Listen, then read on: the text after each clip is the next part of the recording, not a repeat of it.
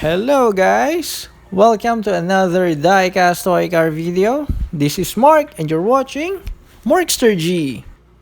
So guys, for this video, I'll be unboxing this Tomica number 145 initial D AE86 Trueno from the Dream Tomica series. If you're familiar, Initial D is a Japanese street racing manga series. And then nagkaroon ng anime television series, video animation, and then into a movie. So this Toyota Sprinter Trueno, ang kotse ng bida sa Initial D ni si Takumi Fujiwara. Actually, sa tatay niya yung kotse, but si Takumi yung gumagamit for tofu delivery. Kasi meron silang tofu shop. And then, syempre, ginagamit niya for street racing. So, enough for the overview and talking. Let's go ahead and check this car.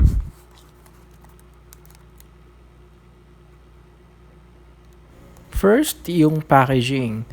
Compare natin yung size ng packaging niya sa mga Tomica mainlines.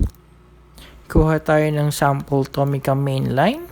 And we can see na bigger yung box ng Dream Tomica series compare sa mga Tomica mainlines. Ayan, mas malapad yung box.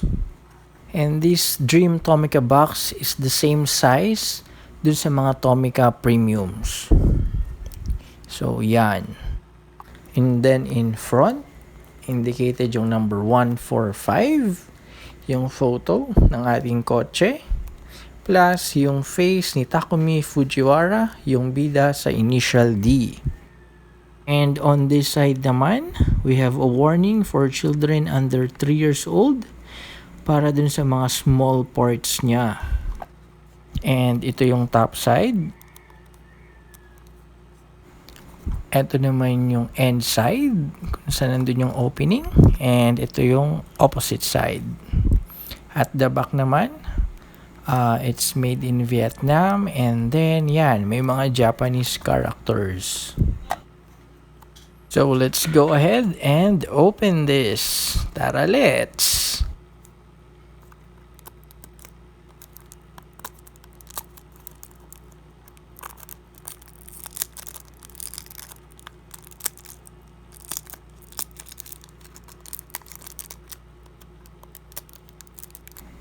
Ayan, medyo madikit, mahirap i-open.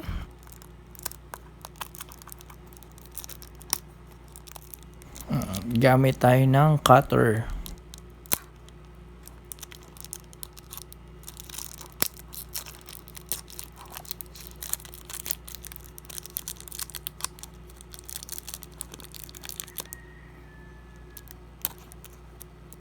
Ayan, na-open din sa wakas.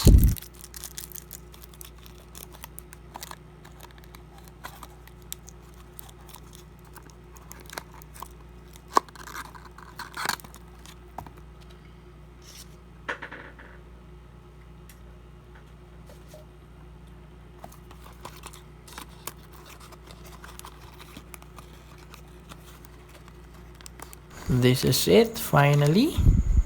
Ayan ang ating car. And meron siyang plastic bag na maliit. As usual, with our Tomica diecast, ganito yung packaging niya. Yan, let's see, very beautiful car. Same na same dun sa ating anime na Initial D. A very nice car.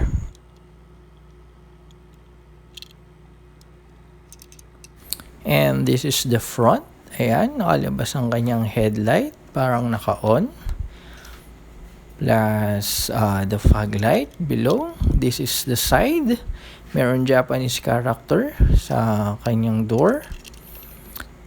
Ayan, let's put it here sa ating turntable para makita natin around yung kotse. Oops!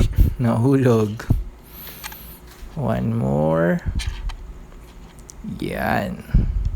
At nahulog ulit. Check na lang muna natin dito, malapit sa camera. This is the side, and then ito naman yung likod. Painted yung mga lights niya sa likod. Again, this is the other side, yung may mga Japanese character sa door, yung front, yung top side, then nagro-roll ng okay yung kanyang mga wheels, it rolls fast.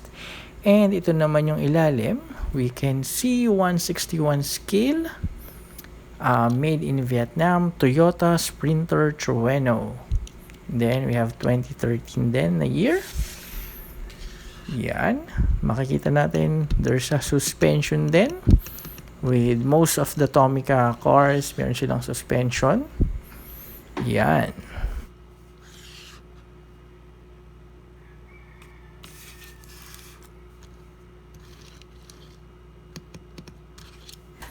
And another good thing with this casting, meron siyang opening parts, which is yung door niya, ayan, now open.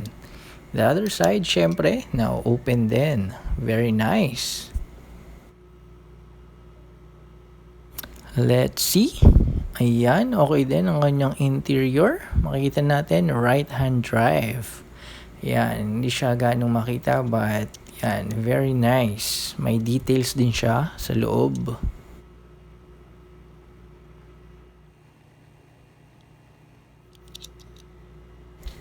Color black yung hood. Yan, very nice. It's a nice car.